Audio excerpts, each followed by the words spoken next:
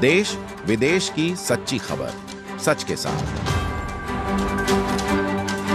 आप देख रहे हैं नेशनल इंडिया न्यूज।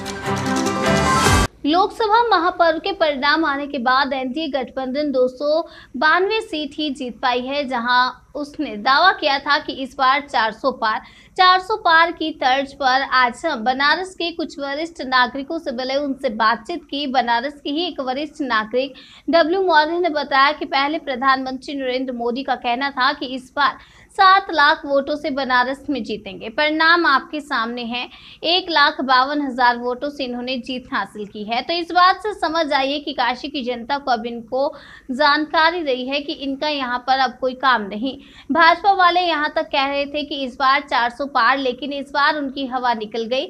आप लोग खुद देख सकते हैं, 300 सीट पार करना भी मुश्किल दिख रहा था। इस बार चुनाव मुद्दे पर हुआ और जनता जागरूक हुई और संविधान बचाने के चलते तानाशाही, बेरोजगारी, महंगाई के लिए और जनता ने ये कदम उठाया, वह सराहनीय है। मैं जनता के इस कदम के लिए मैं सबको धन्यवाद देना चाहता हूँ। 80 निवासी कमलेश ने बताया कि देश के प्रधानमंत्री नरेंद्र मोदी ने और काशी के सांसद 1,52,000 वोटों से वो जीते हैं।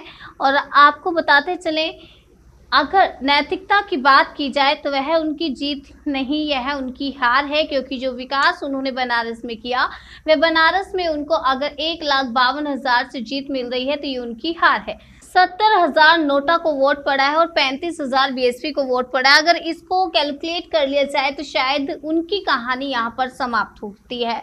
और अगर भारतीय जनता पार्टी कह रही है कि प्रधानमंत्री नरेंद्र मोदी तीसरी बार यहाँ से जीते हैं, तो उनके समर्थक कहाँ हैं? दिखे तो नहीं। हमें लगता है कि कहीं ना कहीं यह लोग भी हार मान रहे हैं। अब की बार 400 पार पर कमलेश ने बताया कि 400 पार तो आप लोगों को भी दिख रहा है। भारतीय जनता पार्टी की हवा निकल गई है। आप विकास के नाम पर विनाश करेंगे तो बनारस की जनता बेवकूफ नहीं है। ये गलियों का और मंदिरों का शहर और आप इसको कॉरिडोर का शहर बना रहे हैं, ये चीज सही है क्या? इसी का जवाब जनता ने इनको दिया है। मैं 80 का रहने वाला हूँ। कमलेश जी, आज जिस प्रकार से नतीजे आए हैं और नरेंद्र मोदी यहाँ के जो सांसद हैं और प्रदेश के प्रधानमंत्री, उनकी जो जीत हुई है 1,20,000 से, तो क्या कहना चाहेंगे इस पर? अब देखिए, ये तो वो नैतिक के आधार पर उनको हार इसको समझा जाए। 1,20,000 वो भी प्रधानमंत्री जैसे इतना विकास किए हैं बनारस में, तो 1,20,000 वोट कोई माने नहीं रखता है।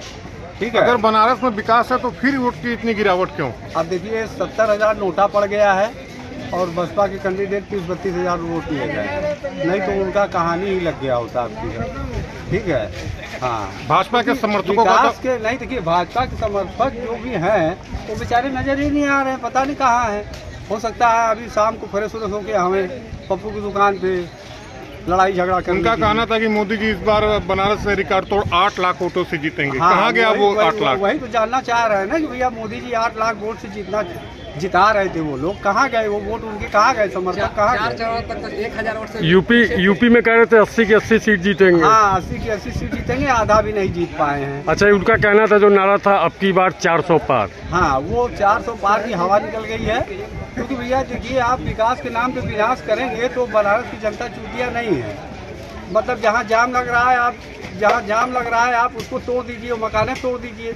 ये गलियों का शहर है, ठीक है, मंदिरों का शहर है, आप कॉरिडोर का शहर बना रहे हैं, तो ऐसे कैसे चलेगा? ना केवल बनारस, हर जगह इस बार सीटों में गिरावट आई है, क्या उसका क्या कारण रहा? ये तानाशाही नहीं न मंजूर है। रावण जैसा जो है हमारा जो है इतिहास बताता है, रामायण में रावण की भी तानाशाही नहीं थी।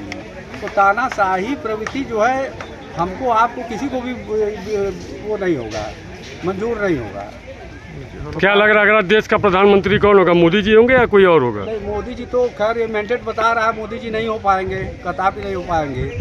अब देखिए, हमको लगता है राहुल गांधी हो या नीतीश कुमार हो। डब्लू जी, आज जो है लोकसभा महापर्व का परिणाम आया है और देश के जो है प्रधानमंत्री और काशी के सांसद 1,52,000 वोटों से वो जीते हैं, क्या कहना चाहेंगे? क्योंकि इनका नारा जो है पहले तो था कि ये 7 लाख के ऊपर से जीतेंगे, अब ये 1,52,000 पे आए हैं, तो ये खुद सोचे कि इनका अब काशी की जनता से क्या कनेक्शन रह गया है, क्योंकि मामला वो है नहीं, अब बहुत दूरी बन गई। भाजपा के लोग कह रहे थे कि इस बार 400 पार। अब 400 पार की तो हवा निकल गई, आपके सामने है। 300 पार करना भी मुश्किल है। 80 की 80 सीट बोल रहे थे कि हम लोग यूपी में जीतेंगे, और आपके सामने इसका जो है रिजल्ट भी है, तो इस बारे में क्या कहेंगे? देखिए, चुनाव इस बार हिंदुस्तान में मुद्दे पे हुआ और जनता जागरूक हुई और उन्होंने मुद्दे पे वोट किया। उन्होंने संविधान बचाने के नाम पे, तानाशाही के नाम पे, महंगाई के नाम पे, बेरोजगारी के नाम पे, और जो भी आज कानून व्यवस्था है, सरकारी मशीनरी को उन्होंने जिस तरह से जिसका दुरुपयोग किया, उस नाम पे काशी की जनता और पूरे देश की जनता ने वोट किया है। इसके लिए मैं पूरे देश की जनता को बधाई देता हूँ, उनका साधुवाद करता हूँ। मोदी जी 2 बार यहाँ के सांसद रह चुके हैं और दोनों बार 14 और 19 में अच्छे वोटों से जीता, लेकिन इस बार वोट में गिरावट आई, ऐसा क्यों? मैं बोल रहा हूँ ना कि काशी के जनता को उनका काम पसंद नहीं आया।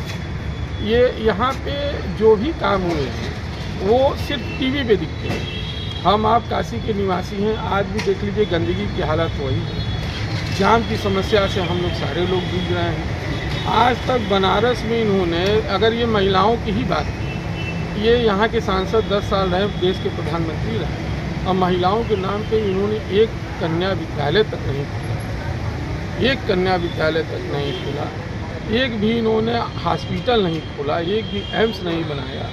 सिर्फ यहाँ आके अच्छा घाटों की सफाई को हमारे माननीय प्रत्याशी अजय राय जी का वीडियो देख लीजिए। घाटों की सफाई पे उन्होंने साफ साफ दिखाया कि पूरे घाटों की हालत ख़राब है, उसमें गाय बह रही हैं, लाशें बह रही हैं। तो ये इस सच्चाई को काशी की जनता ने जान के वोट किया। अच्छा, चूँकि आप समाजवादी पार्टी से जुड़े हुए हैं और समाजवादी पार्टी इस बार लोकसभा में जो परफॉर्मेंस दी है, इस बारे में क्या कहेंगे? मैंने कहा ना कि जनता ने मुद्दों पे वोट किया। पीडीए के नाम पे जनता ने वोट किया। हमारे माननीय राष्ट्रीय अध्यक्ष जी ने जो भी रणनीति बनाई उसमें वो सफल रहे और पब्लिक जनता ने उनकी बात को समझा, सराहा। इसलिए आज हम लोगों की स्थिति बहुत